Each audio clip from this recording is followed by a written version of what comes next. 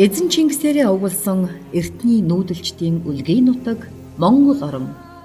100 зууны туршид цэвэр тунгалаг ус, ариун дагшин газар шороо, байгаль орчинд хамгийн ээлтэй нүүдэлчин ахуйгаараа 20 дугаар зууны хүртэл амьдарсаар ирсэн эгэл жирийн ард түмэн. Өдгөө Монгол улс нь өдрөөс өдөрт энгийн даруй нүүдэлчин ахуйгаасаа дэлхийн нийтийн хөгжил дэвшилтэд хөл нийлүүлэн алхах суурьшмал соёл иргэншилтэд эдийн засаг нь эрчимтэй өсөж буй орн болон хувирсаар байна. Монгол улс нь 1.5 сая хавтгай дөрвөлжин километр газар нутагт 3 сая гаруй хүн ам, 50 сая орчим мал сүрэгтэй дэлхийд хамгийн бага нэгтрэлтэй улс орны тоонд зүй ёсоор тооцогдож байна. Аж үйлдвэр харьцангуй бага хөгжсөн хүн ам цөөн газар нутгийн ихэнх хэсэг нь байгалийн унган төрхөөрөө байгаа зэрэг олон онцлог нь Монгол улсыг байгалийн цэвэр бүтээгдэхүүн үйлдвэрлэх, тэр дундаа органик хөдөө аж ахуйг хөгжүүлэх боломжоор хангаж байгаа юм. 100 зууны туршид онгон дагшнаараа хадгалагдсан үлдсэн ариун газар шороогоо байгаль орчинд ээлтэй арга технологиор зөв ашиглаж эзэмшиж чадвал Монгол улс нь зөвхөн органик мал аж ахуйн орон төдийгүй газар тариалангийн органик бүтээгдэхүүнүүдийг үйлдвэрлэх, бичил органик аж ахуйнуудыг хөгжүүлэх, органик хөдөө аж ахуйн орны тоонд зүй ёсоор тооцогдох боломж бидний өмнө байна. Монгол улс бол онгон цэвэр газар нутагтай улс орнуудын нэг гэдгээрээ дэлхийд танигдсан.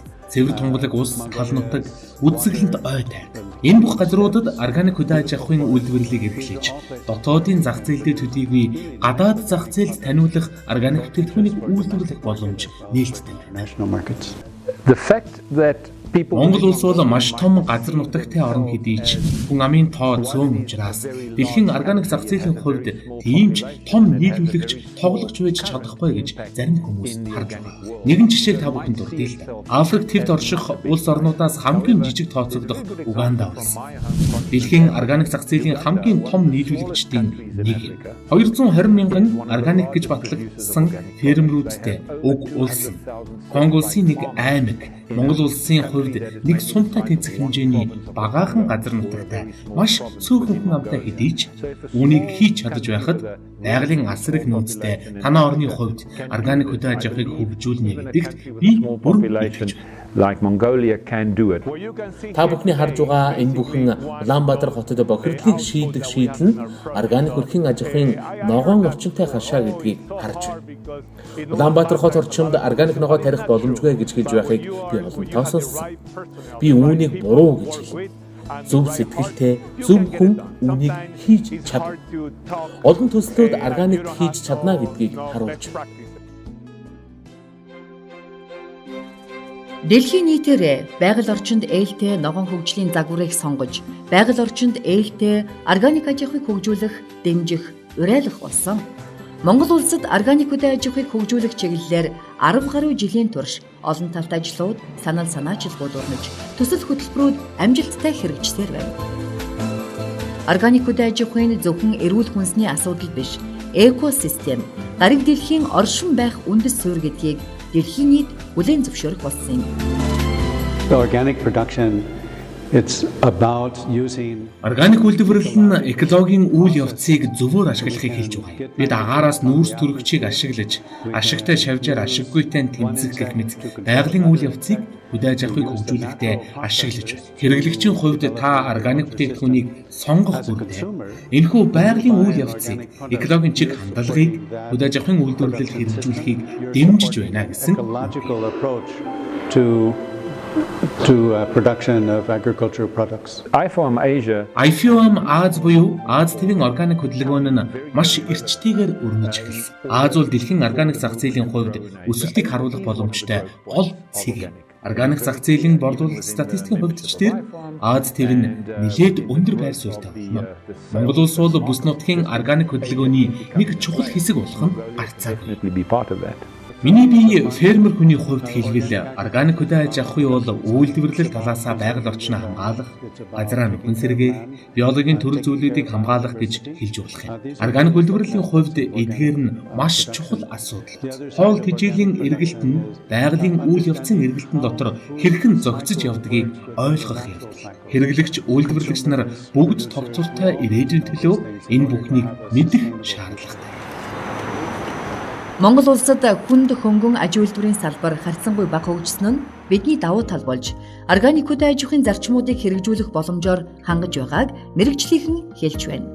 Органик хөдөө аж ахуйн 4 гол зарчмыг дэлхийн нийтээрээ даган мөрдөж байна. Эдгээр нь эколог, эрүүл мэнд, шударга байдал, анхаарал хандуулах зарчмууд юм. Organic agriculture is based on a definition that describes what organic agriculture is. Органик хөдөө аж ахуй бол тодорхойлол талаасаа экосистем, хөрс, хүмүүсийн эрүүл мэндийг тогтвортой байлгах үйлдвэрлэлийн систем юм а гэж хэлнэ. Эрүүл мэнд, шударга байдал, эколог, анхаарал хандуулах гэсэн 4 үндсэн зарчимтай. Эрүүл мэндийн зарчим нь зөвхөн бидний эрүүл мэнд бос хөрс, экосистем, их дэлхийн эрүүл мэндийн тухай ч мөн хамаарч байна. It is the whole planet's health that we look at when we look at health in organic agriculture. Organic agriculture it's about society. It's about Органик хөдөө аж ахуй бол нийгмийн бүхэл системийн шударга байдлын тухай ярьж байна. Үйлдвэрлэгч нь экосистемдээ анхаарал тавьж, шударга хандах шаардлагатай. Фермер бүр хойч үедээ сайн сайхан ирээдүйг өвлүүлэхийн тулд хийж байгаа үйлдэл бүхэндээ хянамга хандахыг хэлнэ.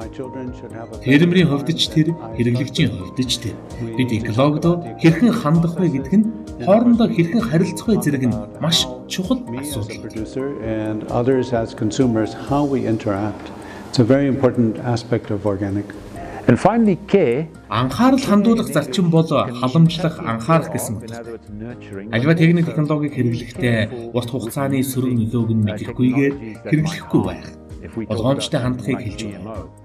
Жишээ нь генетикийн өөрчлөлттэй органик бүтээгдэхүүнийг хэрэглэхгүй байх гэх. That we don't know the long-term effects. Анх газар тариалан атар газрыг эзэмсэж эхлэх үед одоо хөрсний үржил шим 0-20 см-ийн давхаргад 3%, 2.5-аас 3% орчим байсан үзүүлэлттэй байхад өнөөдөр бол 3 дахин буурсан, зарим газар бүр 1.5% болсон ийм дүнтэй байгаа.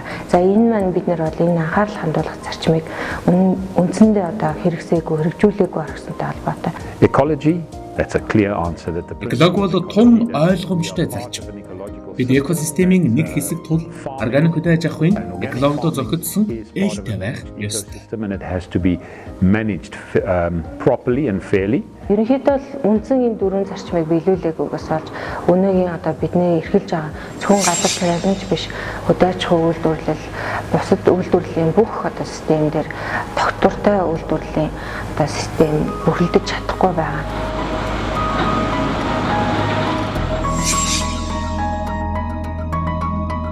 Органик хөдөө аж ахуйн зарчмуудыг хэрэгжүүлэх нь зөвхөн өөрсдийнхөө сайн сайхан аж байдлыг хамгаалахын төлөө бус юм. Бид хойч үедээ тогтвортой, амар тайван, эрүүл ирээдүйг өвлүүлэх боломжтой. Органик хөдөө аж ахуйн зарчмуудыг дэлхий дээр хөдөө аж ахуйн зориулалтад ашиглаж буй бүх эдэлбэр газруудад хэрэгжүүлснээр дэлхийн дулаарл байгаль цагуурийн өөрчлөлт 40% хүртэл буурах боломжтой болохыг эрдэмтэн судлаач нар бидэнд сануулсаар байна. 2016 он бол дэлхийн түүхэнд хамгийн халуун жил болж өнгөрсөн. Урд хожид үзэгдэж байгаагүй энэ халуун маань хүн төрөлхтөн бидний нөлөөлөөс үүссэн дэлхийн дулаалал байгаль цагуурын өөрчлөлтийн өр нөлөө. Өнөөдөр энэ дэлхийн дулааллыг хэрхэн бууруулах вэ? Байгаль цагуурын өөрчлөлтийг хэрхэн даван туулах вэ? Хүлэмжийн хэн ялгарлыг хэрхэн бууруулах вэ гэд дэлхийн маш олон улс орнууд өөр өөрийн шийдлийг гаргаж байна. Мэдээж энэ бүхний хамгийн гол шийдэл бол органик хөдөө аж ахуй. Дэлхийн хүн төрөлхтний хүнсний хэрэгцээг хангахад хамгийн өндөр ач холбогдолтой уг салбарыг байгаль орчиндөө ээлтэйгээр хөгжүүлэх, экосистемийн гинжин уруулыг алдагдуулахгүйгээр байлгах гэдэгт дэлхийн олон эрдэмт сэтгэлдээ чидэж байгаа. Өнөөдөр дэлхийн дулааллыг 40% битгий хэл түүнээс илүү хувиар бууруулах боломж бидэнд байна. Мэдээж энд бол их дэлхийн иргэн бүрийн хувь оролцоо хэрэгтэй. Энэ бүхний шийдэл бол органик хөдөө аж ахуй. The statistics that you mentioned about global warming it's because organic agriculture. Органик хөдөө аж ахуйн агаараас нүүрс төрөгчийн хийг шингэн авч, ялзамгийг бий болгож, хөрсийг сайжруулдаг. Ингэснээр урт хугацаанд дэлхийн дулаалал, байгаль цагуурын өөрчлөлтийн шалтгаан болсон агаар дахь нүүрс төрөгчийн хийг хэмжээг бууруулах. Мөн мал аж ахуйг хэрхэн зохицуулах вэ? Мал аж ахуйгаас ялгарч байгаа хортхийг хэрхэн бууруулах талаарч гэсэн анхаарах ярих ёстой. How we manage livestock, especially the waste of the livestock. Also reduces the global warming gases that are produced by the manure. Бизнесийг одоо байгаагаар цаашид эрхлэх боломжгүй болсон хөдөө аж ахуйн хүнсний салбар илүү тогтвортой систем рүү шилжих ёстой. Органик хөдөө аж ахуйн хүнс хөдөө аж ахуйн системийг тогтвортой байлгах олон зөв шийдлүүдийг дэлхийд санал болгож. If we continue with our Органик хөдөө аж ахуй бол хойч үедээ ирээдүйн бэлдэж байгаа хэрэг. Өнөөгийн эрхлэж байгаа эрчимжүүлсэн хандлагаар цаашдаа явах юм бол ирээдүй тогтворгүй болж бид юу ч үлдээж чадахгүй. Органик фермерүүд ирээдүйн төлөө органик арга барилуудыг бий болгож хэрэгжүүлсэн байна. Ирээдүйд бүх хөдөө аж ахуй өнөөгийн бидний органик бизнес эрхлэж байгаа хандлага руу орно гэдэгт бид итгэж байна. looks like our organic systems now. 1970-ад оноос хойш өнөө хүртэл дэлхийн нийтээр органик хөдөлгөөнүүдийг санаачлан амжилттай хэрэгжүүлсээр байна. Дэлхийн 120 гаруй улс их дэлхий, байгаль орчин, эрүүл ирээдүйнхээ төлөө хамтдаа нэгдсэн. Монгол улс ч дэлхийн органик хөдөлгөөний нэг хэсэг эдис болсон юм. Дэлхийн органик хөдөлгөөн юунд зорж ажиллаж байна вэ? Дэлхийн органик хөдөлгөөний хувьд органик хөдөө аж ахуйг хөгжүүлэхэд зөвхөн гишүүдийн хүрээнд засгийн газрууд шийдвэр гаргагчдын төвшөнд өөрчлөлтийг хийхийг зорж дэлхийн нийтэд органик хөдөлгөөнийг өрнүүлэхийг уриалж байна. Дэлхийн нийтийн 150 гаруй орн өнөөдөр дэлхийн органик хөдөлгөөнд нэгдээд байна. Өөрөөр хэлбэл байгаль экологоо хайрлах, хүн амын эрүүл мэндийг хайрлан хамгаалах, хүн төрөлхтөн ирээдүйд хэрхэн тогтвортой оршин тогтнох, үр хойчтой яаж ногоон ирээдүйг өвлүүлэх гэдэг энэ бүх зарчмууд дээр дэлхийн хүн төрөлхтөн хэдийн нэгдсэн. Олон улсын органик хөдөлгөөнүүдийн нэгдлийн гишүүн Монгол улс болсон байгаа. Монгол улс маань байгаль экологид ээлтэй байх хамгийн гол органик хөдөө аж ахуйн дөрвөн зарчмыг хэрэгжүүлж эхэлж байгаа улс орны тоонд зүй ясаар тооцогдож эхэлсэн. Цаашдаа бидэнд хамтдаа хийх ажлууд маш олон байгаа. Энэ бүхэн бол мэдээж органик хөдөө аж ахуйн хөгжлөөр дамжуулан улс их орнохоо тогтвортой байдлыг хангах явдал. The organic movement in Mongolia. Монгол улсын органик хөдөлгөөн эхлэл шатанд байна. Улс орны хаа сайгүй санаачилгууд гарсаар байна. Эдгээр санаачилгууд нийлж хүчрэх болох хэрэгтэй. Хүмүүс жилд хэдхэн удаа цуглаад, ярилцах, зөвлөлдөх, хангалт баруун зүүн төв гэх мэт өсүүдээрээ нийлж хүчрэх болох хэрэгтэй. Энэ нь нэг том толгой байгууллагатай болох хэрэгтэй гэсэн санаа биш л. Олуулаа нийлж, нэг төвшөнд гарч, бие биенээ дэмжүүл илүү хүчтэй болно гэсэн л. And strengthening each other. Органик хөдөө аж ахуйн ажлын байрыг нэмэгдүүлэн тогтвортой амжиргааг дэмждэг. Органик хөдөө аж ахуйн хөгжил нь хүнсний баталгаат байдал, тогтвортой хөгжил, цаашлаад улс орны тусгаар байдлын баталгаа болдог. Органик хөдөө аж ахуйн хүн төрөлхтний ирээдүйн гол анхаарал хандуулах асуудал болсоор байна. Question about food security. Хүнсний аюулгүй байдлын тухай асуулт нь цаг хугацаанаас хамаарсан хэцүү асуудал. 2050 он гэхэд бид 9 тэрбум хүний хэрэгцээг хэрхэн хангах вэ? Өнөөгийн энэ чиг хандлага маань 9 тэрбум хүнийг тогтвортой хангаж чадахгүй гэсэн асуудалтай тулах. Байгалийн нууцаа шахагдуулахгүйгээр одоо хойч үедээ өвлөн үлдээх одоо хамгийн зөв арга зам бол ерөөсөө л органик хөдөө аж ахуй доктортой үйлдвэрлэлийн систем байгаа юм. Өнөөгийн органик хөдөө аж ахуйн хандлагч шинжлэгдэж сайжрах шаардлагатай байна. Тогтвортой хөгжлийн нэг хэсэг болсон уг арга барилаар 9 тэрбум хүний хүнсний хэрэгцээг хангах хэрэгтэй болно гэсэн. 50 жилийн дараах нөхцөл байдлыг харвал өөр дүр зураг харагдана. Бид ирээдүгээ хэрхэн хооллох вэ? 50 жилийн өмнөх рүү эргэн харвал одоогоос өөр байсан. Эдгээр бүгд тасралтгүй үргэлжлэх үйл явц. Органик хүнс хөдөө аж ахуйн мэдлэгт суурилсан байгаль орчинд ээлтэй хүнсний бүтээгдэхүүний байгалийн шинж чанарыг илүү хадгалсан арга технологиг шүтсэн байх ёстой. Органик бүтээгдэхүүн гэж чухам ямар бүтээгдэхүүнийг хэлдэг бол энэ нь бусад бүтээгдэхүүнээс юугаар ялгарх вэ?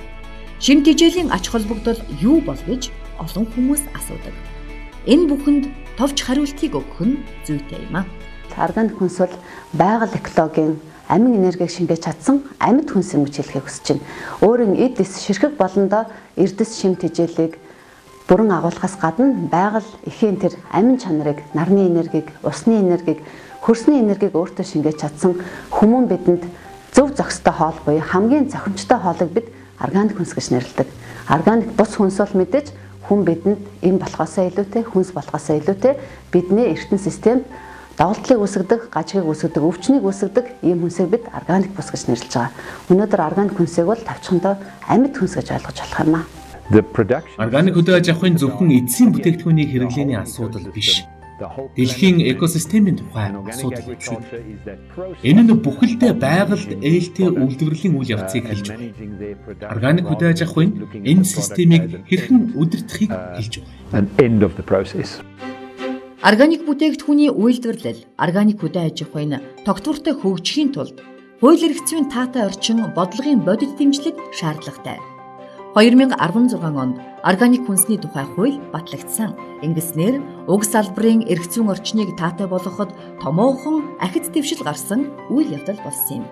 Тэгэхээр нэгдсэн үндэсний байгууллагын хүнс хөдөө аж ахуйн байгууллага за тэгээд хүнс хөдөө аж ахуйн хөнгөн үйлдвэрийн яамнаас хамтраад одоо энэ техник тусалцааны органик хөдөө аж ахуйн дэмжих техник тусалцааны төслийг бол бид нэр хэрэгжүүлээд дуусч байна. За энэ төслийн одоо ач холбогдлыг ганцхан үйлбэрээр л илэрхийлье гэж бодож байна. Энэ төслийн одоо хамгийн гол ач холбогдол нь бол бид нар органик хүнсний тухай хуулиа улсын их хурлын чуулганаар батлуулсан явдал байсан. Тэгэхээр та бүхэн мэдээж Монгол улсад хэрэгжиж байгаа олон улсын байгууллагын нэлээд олон төсөл хөтөлбөрүүдийг харж ирсэн баг. Яг одоо манай энэ төсөл шиг ийм одоо богино хугацаанд маш их үр дүнтэй ажиллаж энэ хууль эрх зүйн орчны одоо хамгийн гол том одоо малгай одоо тийм хуулийг батлуулсан төсөл бол их ховор байдаг. Тэгэхээр энэ үйлбэрээр л би энэ хөтөлбөрийн одоо ач холбогдлыг хэлье гэж бодож байна. Бидний баталж гаргасан энэ хууль маань бол ерөнхийдөө бол яг хэрэглэгчдийн эрх ашигыг хамгаалахад чиглэсэн байна. Тэгэхээр зах зээл дээр байгаа органик байгалийн гаралтай цэвэр байгалийн гэж шошгосон ийм бүтээгдэхүүнүүд бол хэрвээ одоо нийтийн хэрэгцээнд одоо лангуун дээр нийлүүлэгдэж байгаа тохиолдолд зайлшгүй энэ хуулийг тэгээд дагалдаж гарах дүрм журам олон улсын стандартын шаардлагыг хангасан байх ёстой. Эсрэг тохиолдолд бол энэ бүтээгдэхүүн маань тодорхой хуулийн хариуцлага одоо хүлээж энэ бүтээгдэхүүнийг үйлдвэрлэсэн эсвэл импортлж оруулсан аж ахуй нэгжүүд маань тодорхой хуулийн хариуцлага хүлээхээр бол эргэцэн зохицуултыг хийж өгсөн байна. Цаашид органик хүнс хөдөө аж ахуйн салбарыг хөгжүүлэхэд хууль эрх зүйн орчныг илүү сайжруулах, хяналт баталгаажуулалтын нэгдсэн тогтолцоог бүрдүүлэх, төрийн бодлогоор уг салбарыг дэмжих, талууд нягт хамтран ажиллах шаардлагатай юм. Again, if I look at how to grow the sector, тухайн салбарыг хөгжүүлэх олон арга зам бий. Зарим орнуудын хувьд засгийн газар нь органик хөдөө аж ахуйг хөгжүүлэхэд уриалж зорж байна. Танай орны хувьд засгийн газар дэмжих бодлого барих хэрэгтэй. Засгийн газар зөвхөн зохицуулахаас гадна дэмжих бодлогыг бодитоор хэрэгжүүлэх ёстой. Дэмжих бодлого бол хөгжлийн гол түлхүүр. But also have supportive policies. So a supportive policy for organic agriculture is very much key to development. Органик хүнс хөдөө аж ахуйн үндэсний анх дугаар чуулганыг бол Монгол улсад зохион байгууллаа. Энэ чуулганаас бол бид нар одоо яг шийдвэр гаргаж байгаа бодлого боловсруулж байгаа хүмүүс, за тэгээд дээрээс нь эрдэм шинжилгээний ажилчид, за тэгээд одоо үйлдвэрлэгчид, за тэгээд бусад одоо баталгаажуулалтын байгууллагууд, за хэрэглэгчдэд хандаад бол уриалга гаргасан байгаа. За энэ уриалгыг бол олон нийтийн цахим сүлжээгээр бол бид нар цацаж цааш нь бол хүмүүст одоо хүртээмжтэй болох чиглэлээр бол ажиллаж байна. Тэгэхээр энэ дээр бид нар юу харсан гэхээр үнэхээр одоо яг салбар дундын оролцоо бол чухал юм байна. Энэ дээр бол зангидах үүргийг мэдээж одоо төрийн байгууллагууд бол гүйцэтгэх ёстой. За тэгээд бас төрийн бас маш хүчтэй тийм том байгууллага одоо тийм платформ бол байх нь зүйтэй юм а гэсэн шийдлийг бол чуулганаас гаргасан байна. But a supportive policy will only happen if there's Төрөөс дэмжих бодлого улс орнуудын хувьд амжилттай хэрэгжих үндэс нь бүх төвшөнд бүгд нэг дүү хоолойтой байх гэсэн суурь нөхцөлийг шаарддаг. Монгол орны хувьд суурь хэдийн тавигдсан argument for it. And I think it's very important for the people who are already doing amazing things. Органик хөдөлгөөнийг өрнүүлэхэд хөгжүүлэхэд бид хамтдаа нэгдэж, бие биенээ дэмжиж ажиллах нь чухал. Нэгдэж чадсанаар бид илүү ихийг илүү сайнаар ээж чадна. Эрүүл хүнс, эрүүл орчин, эрүүл мэндийг хамгаалж одоо байгаль орчноо эрүүл цэвэр байлгахын тулд бүх талаас одоо чиглэлийн байгууллагууд, төрийн бас байгууллагууд хамтарч ер нь хөдөлгөөн болгож зохион байгуулагдсан ажиллах нь зөв. Ерөөсөө нөгөө манай Монгол улс хүмүүсийн хилдэг нөгөө дим дээсэрчэндээ тийм эвтэй байхдаа хүчтэй, эвт шаазгаа бууг барна гэдэг энд бол одоо маш том гүн ухаан цаана нуугдж байгаа юм. Тэгэхээр энэ одоо гүн ухааныг л хэрэгжүүлэх нь зөв л гэж үздэг. Монгол улсын хэмжээнд органик бүтээгдэхүүнийг дотооддоо төдийгүй олон улсын түвшинд хөгжүүлэх, таниулах, хяналт баталгаажуулалтын үндэсний тогтолцоог бий болгоход баталгаажуулалтын ямар тогтолцоо илүү тохиромжтой болов? Монгол улсын хэмжээнд баталгаажуулалтыг хэрэгжүүлэх бол 3 арга зам байна. Энэ бол мэдээж экспортын чиг баримжаатай бүтээгдэхүүнийг 3 дахь этгээдийн хяналтаар буюу гадны итгэмжлэгдсэн байгууллагад баталгаажуулан бүтээгдэхүүнээ экспортод гаргаж нэмэн үртгийг шингэн улс орондоо одоо валютыг олж ирэх гэсэн нэгдүгээр хувилбар байгаа. Мөн одоо засгийн газар маань бодлогоор дэмжиж ажиллах бүтээгдэхүүнүүдэд органик үндэсний шашхыг олгож дэмжиж ажиллах энэ бол мэдээд стратегийн бүтээгдэхүүнүүдэд илүү хамааралтай болно. 3 дахь одоо талуудын оролцоотой хяналт баталгаажуулалтын систем буюу орон нутгийн хэмжээнд улс орныхоо дотоодын хэмжээнд үндэснийхээ хэмжээнд органик бүтээгдэхүүнүүдийг нийлүүлэхэд бид нар хамтран бие биендээ итгэлцлийг бий болгон дотоодын зах зээлдээ эрэлт хэрэгцээгээ хангахад чиглэсэн ийм хяналт баталгаажуулалтын систем байгаа. Мэдээж бидний хувьд бол хамгийн түрүүнд өөрсөндөө дотооддоо итгэлцлийг бий болгон хэрэглэгч, үйлдвэрлэгч, нийлүүлэгч, худалдан авагч бүх талуудыг холбосон итгэлцлийн нэгэн том сүлжээг үүсгэж чадвал энэ маань талуудын оролцоод баталгаажуулалтын систем болж чадах юм байна. Монгол улсын органик хөдөө аж ахуйн хөгжилд хувь нэмрээ оруулах зорилгоор 2 жилийн турш нэгдсэн үндэсний байгууллага, хүнс хөдөө аж ахуйн байгууллага, хүнс хөдөө аж ахуй, хөнгөн үйлдвэрийн яам, органик Монгол хөдөлгөөн хамтран ажилласан юм а. Өнгөрсөн хугацаанд бид Монгол улсад органик хөдөө аж ахуйн хууль эрх зүйн орчныг бий болгох, хяналт баталгаажуулалтын системийг бүрдүүлэх, олон улсын туршлагаас суралцах, сургалт семинар хэлэлцүүлгүүдийг зохион байгуулах, хэрэглэгч үйлдвэрлэгчдийн мэдлэгийг сайжруулах, туршлага солилцох, үзэсгэлэн худалдаа зохион байгуулах, хэрэглэгчдэд хандсан органик хүнсний давуу тал, ач холбогдлыг таниулах чиглэлийн олон талт ажлуудыг амжилттай хэрэгжүүллээ.